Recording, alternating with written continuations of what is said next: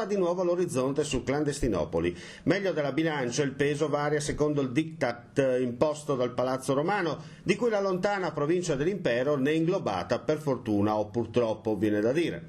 Tra Pordenone, Udine e Gorizia i conti tornano. Intanto il nuovo procuratore capo della Repubblica di Udine afferma che il sistema Sirene per il rintraccio dei ricercati e mandato arresto europeo funzionano benissimo. Il dottor Antonio De Nicolò ricorda che a Udine i MAE sono adottati per rintracciare i delinquenti in Europa. I paesi consegnano anche tanti loro cittadini condannati in Italia. Non era così scontato. Occorrono però pene severe per i trafficanti di uomini.